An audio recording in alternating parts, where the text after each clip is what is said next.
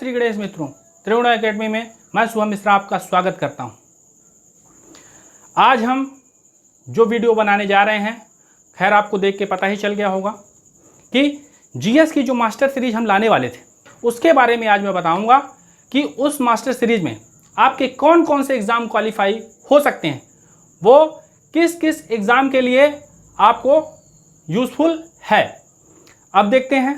साथ ही मैंने combine video बना दिया है कि मैं किस टेक्निक से आपको पढ़ाऊंगा, हमारा पढ़ाने का क्या तरीका रहेगा और कौन कौन सी बुक लिस्ट मेरे कोर्स में अवेलेबल रहेंगी, मैं किन किन बुक्स के थ्रू आपका कोर्स कंप्लीट करवाऊंगा। आज मैं वो सारी जानकारी आपको देने जा रहा हूं। तो चलिए हम देखते हैं आगे। तो मैं आपसे एक बात कहना चाह रहा हूं कि आप सभी लोग अगर मेरी अगली वीडियो पाना चाहते हैं तो हमारे चैनल को लाइक करें, सब्सक्राइब करें और शेयर करें और बेल आइकन का बटन दबाना बिल्कुल ना भूलें। तो चलिए हम स्टार्ट करते हैं। और इस बात का भी ध्यान रखें कि आज का वीडियो बहुत मोस्ट है। हमारे चैनल में आपको क्या कैसे दिया जाएगा, कौन कौन सी चीज़ें हम आपको पढ़ाएंगे और कैसे पढ़ाएंगे, इन सब चीज़ों के बारे में आज सारा डिस्कशन हमारा रहेगा। तो प्लीज़ कोई भी व्यक्ति इसको जो इंटरेस्टेड है स्किप बिल्कुल ना करें और बढ़ाकर ना देखें। इस वीडियो हमारा पूरा अवश्य देखें। चलिए हम देखते हैं। जैसा कि हमारा टाइटल है GS for MPPSC and all one day exam, तो इसमें कौन कौन से एग्जाम मोस्टली आ रहे हैं देखते हैं। एमपीपीएससी, एमपीएसआई या other state SI, police, Vyapam के सभी exam, SSC, railway, NTPC, other state PSC और ऑल वनडे एग्ज़ाम। ऐसा कोई भी एग्ज़ाम जिसमें जीएस आने वाली है, उन सभी के लिए हमारा वीडियो यूज़फुल रहेगा। फोकस हमारा एमपीपीएससी में रहेगा। ये आप देख रहे हैं जितनी भी बुक्स मैंने लिखी है, इसमें आपको एमपी के लिए स्पेशल बुक नहीं लिखा हूँ। तो मैं एमपी की बुक्स इसमें आपको बताऊंगा कौन सी आपको पढ़नी चाहिए। और जिस स्टेट का पीसीएस हो, जिस स्टेट का एग्ज़ाम हो, आप उस स्टेट की बुक्स लेकर के प्रिपरेशन करिए। जीएस ऑल ओवर हम यहाँ पढ़ाएंगे, अदर स्टेट वालों के लिए बोल रहा हूँ।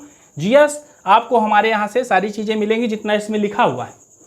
और उसके बाद अगर आपका स्टेट पीएससी है तो आप अपने स्टेट की, जैसे यूपी हो गया, उत्तराखंड हो गया, राजस्थान हो गया, जितने हिंदी भाषी राज्य हैं उन सभी हिंदी भाषी राज्यों को अपने पीसीएस का एग्ज़ाम देने के लिए हमारे जीएस सीरीज से आप कवर कर सकते हैं। उसके बाद अपने स्टेट की कोई एक बुक पढ़ लें। छत्तीसगढ़ है, उत्तराखंड है, उत्तर प्रदेश है, जितने भी हिंदी भाषी राज्य, राजस्थान है। तो चलिए हम आगे बात करते हैं। हाँ तो मित्रों, अब हम आते हैं बुक लिस्ट पर। बुक लिस्ट को हम देख रहे हैं। बुक लिस्ट में हमने अपने सिलेबस को 7 भागों में डिवाइड किया है। कुछ चीज़ें इसमें इंटरलिंक हैं, वो हम आपको बताएंगे। जैसे हम बात करते हैं हिस्ट्री की। हिस्ट्री में एनसीईआरटी, अगर आपको पीसीएस एग्जाम देना है या कोई बड़ा एग्जाम देना है तो एनसीईआरटी मस्ट है। एनसीईआरटी को आप स्किप नहीं कर सकते हैं, ये अपने दिमाग में आप बैठा लीजिए। एनसीईआरटी मस्ट है। एनसीईआरटी पढ़ने से आपको चीज़ों का ब्रीफ और डीप नॉलेज होता है। चलिए हम देखते हैं। एनसीईआरटी में 6th, 7th और 8th की न्यू एनसीईआरटी पढ़ें। तो मित्रों हम देखते हैं हिस्ट्री। हिस्ट्री में देखेंगे NCERT 6 to 8 new and 11th, 12th old NCERT आपको पढ़ना पड़ेगा। तो अगर आप 6th, 7th, 8th की एनसीईआरटी कंप्लीट कर ले रहे हैं और 11th, 12th की ओल्ड एनसीईआरटी कंप्लीट कर रहे हैं तो आपको किसी और बुक्स को पढ़ने की ज़रूरत नहीं है, आप उसको अच्छी तरीके से समझ जाएंगे। फिर लुसेंट प्लस घटना चक्र। घटना चक्र मित्रों एक ऐसी बुक है ऑब्जेक्टिव टाइप, उसमें हजारों प्रश्न रहते हैं और अब तो उसमें चीज़ों को समझाया भी जा रहा है, तो उसको आप पढ़ना बिल्कुल स्किप ना करें। घटना चक्र अवश्य पढ़ें। घटना चक्र आपको मैं दिखा सकता हूं हिस्ट्री की, तो अभी मैं दिखा रहा हूं। यह है मित्रों हिस्ट्री की घटना चक्र नई। इसमें आपको पूरी चीज़ें समझाई गई हैं और ये हर कॉम्पिटिटिव एग्जाम में, जीएस में अगर आपने इसको कंप्लीट कर लिया तो आपको काफ़ी हेल्प मिलेगी। लगभग 80 to 90% आपका सिलेबस इसी से कंप्लीट हो जाता है। पर लूसेंट, जैसा कि आप जानते हैं, वनडे एग्जाम के लिए लूसेंट बाइबिल है, तो लूसेंट पढ़ना कंपलसरी है और एनसीईआरटी आपको पढ़ना ही पढ़ना है। एनसीईआरटी अब सभी जगह आसानी से उपलब्ध हो जा रही है, न्यू एनसीईआरटी, और 11th 12th की ओल्ड एनसीईआरटी के लिए आपको दिल्ली या अमेज़न का सहारा लेना पड़ेगा। हाँ तो मित्रों, अब हम बात करते हैं जियोग्राफी की, जिसको हिंदी में भूगोल बोलते हैं। तो भूगोल में जैसा कि हमने लिखा है एनसीईआरटी 6 से 12 तक plus Lucent plus Mahesh Barnwal और प्लस घटना चक्र। इसमें से एक भी चीज़ स्किप नहीं करना है। कोशिश करिए, अगर आपको पीएससी मेंस देना है तो ये सारी चीज़ें आपके काम की हैं, पर प्री में आप कुछ चीज़ें स्किप कर सकते हैं। देखते हैं, अब हम आपको बताने जा रहे हैं कि आपको कुछ किताबें ऐसी हैं जो बिल्कुल भी स्किप नहीं करना है, उनको आपको पढ़ना ही पढ़ना है। मैं दिखा रहा हूं आपको 11th की एनसीईआरटी। 11th की 2 एनसीईआरटी हैं, भारत का भौतिक पर्यावरण और भौतिक भूगोल के मूल सिद्धांत। ये है भौतिक भूगोल के मूल सिद्धांत मित्रों, ये 11th की एनसीईआरटी है। और ये है भारत का भौतिक पर्यावरण। ये very very most important books हैं। इनको अगर आपने कंप्लीट कर दिया तो आप बाकी एनसीईआरटी स्किप भी कर सकते हैं। अब आती है बात एक बुक्स की। तो बुक्स है महेश बर्णवाल। ये मैं आपको अपना ओपिनियन दे रहा हूँ, आप अपनी तरफ से कोई और बुक्स भी पढ़ सकते हैं, पर मुझे एमपीपीसीएस, एसआई और सभी एग्जाम्स के लिए, वनडे एग्जाम के लिए ये मेरे को बहुत अच्छी बुक लगी, तो मैं आपको यही बताऊंगा कि आप इसको जरूर पढ़ें। अब आती है बात घटना चक्र की। तो आपको सभी को पता है कि घटना चक्र पढ़ना ही पढ़ना है। उसमें ऑब्जेक्टिव क्वेश्चन है। ऑब्जेक्टिव क्वेश्चन आप मार्केट में लाने से अच्छा घटना चक्र लगा लेंगे तो उसमें आपके गलत होंगे, तो आप उसमें सही भी कर सकते हैं। उसमें सारी चीज़ों का ब्यौरा दिया रहता है। आपकी घटना चक्र में क्वेश्चन के बाद उसको समझाया जाता है, डिस्क्राइब किया जाता है, तो ये बहुत अच्छा है। अब देखते हैं एक एटलस, जो मैंने ऐड नहीं किया है पर आप लोग देखिएगा, ये एक एटलस मेरा काफ़ी पुराना है 2012-13 का, तो आप लोग ये एटलस जरूर लें। ठीक है मित्रों। हाँ तो मित्रों, अब हम बात करते हैं पॉलिटी की। इंडियन पॉलिटी के लिए जैसा कि आप सभी को पता है कि लक्ष्मीकांत पॉलिटी के लिए एक बाइबल के रूप में जानी जाती है। लक्ष्मीकांत को सभी अभ्यर्थी पढ़ते हैं, चाहे वो स्टेट पीसीएस का हो, चाहे यूपीएससी हो, चाहे अदर कॉम्पिटिटिव एग्जाम हो। जो भी सीरियस कैंडिडेट है वो लक्ष्मीकांत अवश्य पढ़ता है। अब आपको मैं दिखा देता हूं कि लक्ष्मीकांत कैसी दिखती है और इसमें क्या क्या चीज़ें होती हैं। तो मित्रों, ये आप ध्यान रखिएगा कि लक्ष्मीकांत को आप प्री बस में नहीं लेकर चलिएगा। लक्ष्मीकांत अगर आपने पढ़ लिया है तो प्री और मेंस दोनों में ये काम करेगी। चलिए मैं दिखाता हूं। तो ये है आपकी लक्ष्मीकांत बुक्स। ये मेरा लास्ट एडिशन है, 5वां संस्करण। अब ये 6वें संस्करण में आ चुकी है ग्रीन कलर में, तो आप उसको देख सकते हैं। अब देखते हैं पॉलिटी में कौन कौन सी इंपॉर्टेंट बुक्स हैं। तो 11th की एनसीईआरटी, ये आपकी 11th की एनसीईआरटी है। ये आसानी से आपको उपलब्ध हो सकती है। अगर आप बिल्कुल बिगनर्स हैं तो ये 11th की एनसीईआरटी आप अवश्य पढ़ें, तो आपको पॉलिटी की लक्ष्मीकांत अच्छे से समझ में आएगी। अब आती है बात घटना चक्र की। तो घटना चक्र ये है, मेरी घटना चक्र पुरानी है, 14-15 की खरीदी हुई। अब आप नई खरीदेंगे। चलिए, हाँ तो मित्रों देखते हैं अब हम इकोनॉमिक्स के बारे में। इकोनॉमिक्स बहुत ही इंपॉर्टेंट सब्जेक्ट है। इसमें कई सारी चीज़ें इंटरलिंक रहती हैं। तो हमें इसको पढ़ने के लिए कुछ इम्पॉर्टेंट बुक्स चाहिए। तो आप परेशान ना हो, कोई भी व्यक्ति, आप हमेशा परेशान रहते हैं इकोनॉमिक्स में क्या पढ़ें, कैसे पढ़ें, क्या करें, तो मैं आपको बता रहा हूँ कुछ ऐसी बुक्स जो MPPSC से बिल्कुल मैच करती हैं। हूबहू उसका सिलेबस वहाँ रखा गया है। मेंस में भी, प्री में तो आपका इकोनॉमिक्स से लूसेंट और घटना चक्र से काम हो जाएगा, पर मैं कुछ बुक्स बता रहा हूँ वो आपको इकोनॉमिक्स में बहुत हेल्प करेंगी, मेंस हो, प्री हो, हर एग्ज़ाम के लिए। तो ये देखिए आप, सबसे पहले 11th-12th की NCERT। तो फ्रेंड्स 11th की NCERT वेरी वेरी मोस्ट, ये 11th की NCERT है, ये आप अवश्य खरीदें। अब देखते हैं ये दोनों व्यष्टि और समष्टि अर्थशास्त्र। तो इससे MPPSC में और भी अदर एग्जाम्स में ये समष्टि अर्थशास्त्र है और ये व्यष्टि अर्थशास्त्र है। तो ये दोनों में से कुछ सेलेक्टिव चैप्टर्स ही पढ़ना है, पूरी बुक्स नहीं पढ़ना है। वो जब मैं मेंस का सिलेबस डिस्कस करूंगा तब मैं आपको बताऊंगा। अब हम देखते हैं very very most according to me, मुझको ये बुक्स बहुत अच्छी लगती है। आप रमेश सिंह भी पढ़ सकते हैं और प्रतियोगिता दर्पण की घटना चक्र, उसको भी आप पढ़ सकते हैं। तो चलिए, धन्यवाद, हम आगे चलते हैं।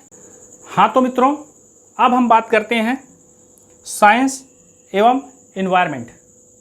साइंस एंड टेक भी है, पर हमारे PSC के प्री के सिलेबस में साइंस को एनवायरनमेंट से लिंक किया गया है। तो हम देखते हैं इसमें NCERT साइंस की 6 to 10th very very most हैं। पर अगर आप थोड़ा बहुत साइंस जानते हैं, साइंस बैकग्राउंड से रहे हैं, तो आपको फिर 6 to 7 या 6 to 8 आप स्किप कर सकते हैं। बट 9th and 10th की NCERT आप बिल्कुल भी स्किप नहीं कर सकते हैं। इसमें आपको काफ़ी सिलेबस दिया हुआ है। ये अब साइंस का घटना चक्र। तो फ्रेंड्स, ये है साइंस की घटना चक्र। इसमें हजारों प्रश्न हैं और सभी पार्ट को अलग अलग डिवाइड किया गया है। तो अगर आप इसको कवर कर लेंगे तो साइंस आपकी काफ़ी हद तक, लगभग 80 to 90% कवर हो जाएगी। जो किसी और से बनेगा वो आपसे ज़रूर बनेगा अगर आप इन बुकों को पढ़ लेंगे। इन बुक्स को अगर आप कवर कर लेते हैं तो आप किसी से पीछे नहीं रहेंगे। आगे चलते हैं मित्रों, इंफॉर्मेशन कम्युनिकेशन टेक्नोलॉजी। जैसा कि इसका हिंदी अर्थ हमने आपको कल सिलेबस में बताया था। तो सूचना एवं संचार प्रौद्योगिकी। तो इसके लिए हमारे PSC के सिलेबस में इस साल कुछ चीज़ें बदली हैं, बाकी लगभग वही हैं।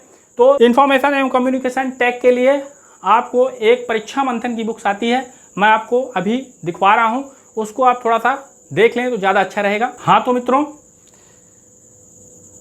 इंफॉर्मेशन एंड कम्युनिकेशन टेक्नोलॉजी, इसको कवर करने के लिए ये बुक एवं इंटरनेट का सहारा अगर आप ले रहे हैं तो आपको लगभग सारी चीज़ें क्लियर हो जाएंगी।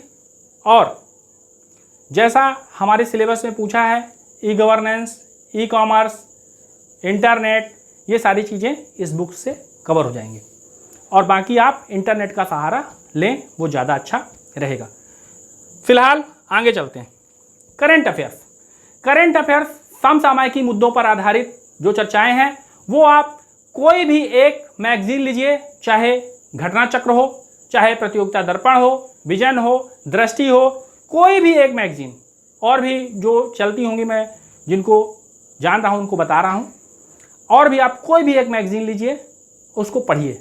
कई सारी मैगजीन मत लीजिए, एक मैगजीन आप प्रॉपर लीजिए।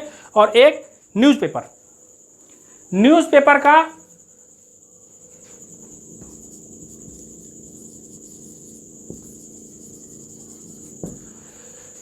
न्यूज़पेपर आप बिल्कुल भी स्किप नहीं कर सकते हैं। न्यूज़पेपर का कोई भी सब्स्टिट्यूट नहीं है, न्यूज़पेपर लेना ही पड़ेगा। न्यूज़पेपर आपका ब्रॉड माइंड करता है।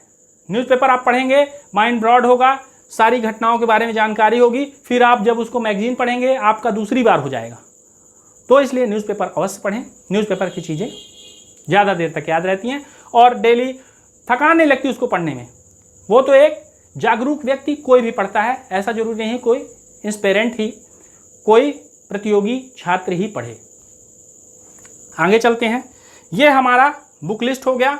अब हाँ तो मित्रों, हमने जीएस की सारी बातें कर ली। अब हम बात करेंगे जिस स्टेट से हैं आप, उस स्टेट की आपको एक कोई भी बुक पढ़नी पड़ेगी। आप पढ़ने से पहले बुक सोच सकते हैं क्या पढ़ें। आप पढ़ने से पहले, बुक चूज करने से पहले सोच लीजिए कौन सी बुक पढ़नी है, पर बुक पढ़ने के बाद उसको बार बार मत बदलिए। एक ही बुक को बार बार पढ़िए।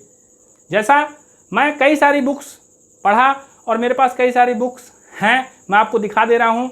आपको जो अच्छी लगे आप वो ले लीजिए, मैं अपना व्यू आपको दे दूंगा।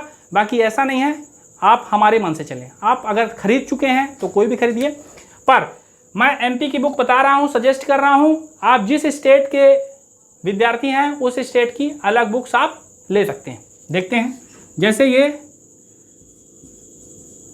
एमपी जीके की बुक्स आती है, माहेश्वरी,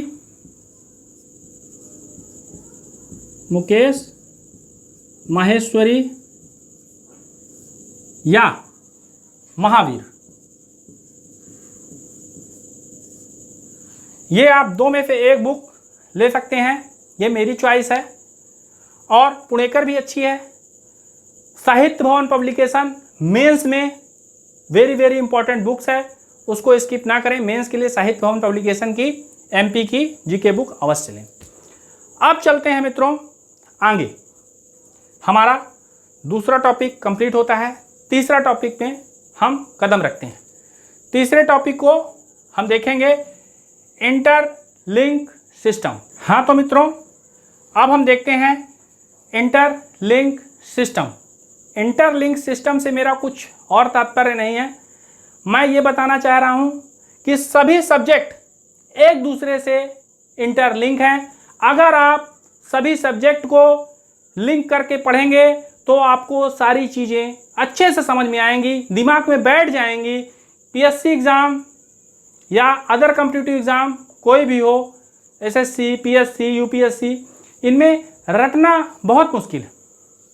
तो आप चीज़ों को समझेंगे और मैं प्रयास करूंगा आपको कि ज़्यादा से ज़्यादा आपको चीज़ें ऐसे समझा दूं कि हमारी क्लास में ही रट जाए, आपको रटना ना पड़े, उनको आप समझिए। और जो बुक्स मैं बताया हूं उन बुक्स को अगर आप पढ़ लेते हैं तो निश्चय ही सफलता आपके पास अवश्य आएगी। अब देखते हैं इंटरलिंक। हाँ तो मित्रों, जैसा कि हमने बताया, ज्योग्राफी और साइंस इन्वायरमेंट ये काफ़ी हद तक एक हैं।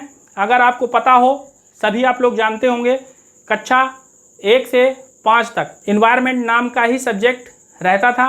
साइंस और ज्योग्राफी नाम के चैप्टर नहीं रहते थे। तो इसका मतलब यही है कि पर्यावरण में विज्ञान और भूगोल बहुत हद तक मिलती जुलती चीज़ें आती हैं। अब आती है बात इकोनॉमिक्स की। इकोनॉमिक्स जैसा मैंने बताया, कृषि, उद्योग, जनगणना, ये सारे टॉपिक लिंक्ड हैं, इसलिए हमने इनको एक साथ रखा है। अब हम इनको ऐसा ओवरलिंक कर, हम इनको ऐसा इंटरलिंक करके पढ़ेंगे कि आपसे ये सारी चीज़ें एक साथ बनेंगी। ये चैन की तरह काम करेगी मित्रों। चैन एक दूसरे से जुड़ी हुई होती है तो वो मजबूत होती है। तो हम एक दूसरे को जोड़कर पढ़ेंगे। अब आती है बात science and environment. Science and environment information communication technology, इससे लिंक है। वैज्ञानिक चीज़ें सब इनसे लिंक है, तो हमने इसके बाद इसको रखा है। अब आते हैं मित्र करंट। करंट आप देखेंगे हिस्ट्री ज्योग्राफी में बहुत ज़्यादा करंट नहीं बदलता है। करंट किस में चेंज होता है? इंफॉर्मेशन कम्युनिकेशन में, साइंस में, इकोनॉमिक्स में, ये सारी चीज़ें करंट रिलेटेड चीज़ें रहती हैं। तो हम करंट देखेंगे इनसे लिंक करके। अब आते हैं हमें पॉलिटी पर। पॉलिटी हम देखेंगे हिस्ट्री के साथ मैंने लिंक किया है। पॉलिटी में इसमें भी काफ़ी बदलाव होते रहते हैं। जैसे किसी स्टेट में चुनाव हुआ, चुनाव कौन सी पार्टी जीती, क्या कैसा भारत का एकीकरण हो रहा है, भारत के एकीकरण में कौन से स्टेट को किससे काट करके कहाँ बनाया गया, ये सारी चीज़ें इसमें रहती हैं। अब हिस्ट्री से पॉलिटी कैसे लिंक है आपको पता होगा, सारी किताबों में, लूसेंट में, हर चीज़ में हमने देखा कि पॉलिटी स्वतंत्रता से पहले, जैसे हमने देखा है चार्टर एक्ट और भी एक्ट जितने होते हैं वो सब कहाँ हैं, स्वतंत्रता से पहले हैं। उसमें वायसराय देखेंगे आप, गवर्नर जनरल, गवर्नर, ये सारी चीज़ें आपने देखी होंगी। तो वो किस में है, हिस्ट्री में भी लिंक है। भारत के एकीकरण के बाद पॉलिटी के कुछ चीज़ें और हिस्ट्री से लिंक हैं। तो अब हम देखते हैं जैसे संविधान सभा, भारत का स्वतंत्रता संघर्ष में कई सारी चीज़ें इनसे मिलती जुलती हैं। अब हम चलते हैं इकोनॉमिक्स और हिस्ट्री कैसे लिंक है। इकोनॉमिक्स और हिस्ट्री ऐसे लिंक है, हिस्ट्री हम क्यों पढ़ते हैं हिस्ट्री हम पढ़ते हैं पुराने राजाओं के बारे में जानने के लिए, और हिस्ट्री में हमेशा आपके सिलेबस में इंक्लूड रहता है आर्थिक, सामाजिक, राजनीतिक। तो जब आर्थिक, सामाजिक, राजनीतिक सारे पहलुओं को हम उसमें लिंक करते हैं तो आर्थिक पहलू बहुत ज़्यादा लिंक होता है, क्योंकि बिना टैक्स के कोई भी सरकार नहीं चलाई जा सकती, चाहे वो राजशाही सरकार हो चाहे गणतंत्र सरकार हो। तो चलिए, मैंने बताया आपको कि ये सारी चीज़ें हम अपने सिलेबस में पढ़ाएंगे और पूरी चीज़ें लिंक्ड करके पढ़ाएंगे, और ये MPPSC को फोकस करके बनाया गया है। हाँ तो मित्रों, हमने सारी चीज़ों को देख लिया है। अब मैं आपको कुछ चीज़ें इंपॉर्टेंट और बताना चाहता हूँ, हो सकता है आपके मन में डाउट हो।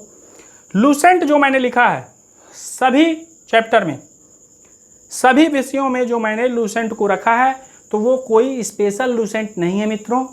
वो जो नीली कलर की लूसेंट जीके है उसी को आपको पढ़ना है। वो सभी एग्ज़ाम के लिए बहुत इंपॉर्टेंट बुक्स है। चलिए मैं आपको दिखा देता हूँ, ये बुक्स है। खैर 90% लोगों के पास ये बुक्स होगी, और जिनके पास नहीं है वो अवश्य लें। अब इसकी जो ऑब्जेक्टिव की बुक आती है वो है ये लूसेंट ऑब्जेक्टिव। आप इसके सारे क्वेश्चन अगर सॉल्व कर लेंगे तो ये सभी एग्जाम में काफ़ी हेल्पफुल रहेगा। और आप देखते हैं कि हम प्रश्नों को खरीद ला करके मॉक टेस्ट लगाते हैं या ऑफलाइन टेस्ट देते हैं, तो वो आप इससे भी कर सकते हैं, काफ़ी हेल्पफुल है। तो चलिए, हाँ तो मित्रों, हमने सारी चीज़ें देख ली, हमारे चैनल में आपको क्या मिलने वाला है, और अब हम आगे की कुछ स्ट्रेटजी आपसे शेयर करना चाहते हैं। तो मित्रों, अपने दिमाग में एक बात हर PCS की तैयारी करने वाला व्यक्ति बैठा ले कि प्री और मेंस की अलग अलग कोई तैयारी नहीं होती, दोनों तैयारी एक साथ पैरेलल चलती रहती हैं। जितनी चीज़ें मैंने आपको बताई उनमें से आपके 3 नंबर और 6 नंबर वाले जो प्रश्न थे वो कवर हो जाएंगे। और अब बात करते हैं कंसिस्टेंसी की। हाँ तो मित्रों, हमारे चैनल में आपको एक दिन छोड़ करके हर दूसरे दिन एक नया वीडियो मिलेगा।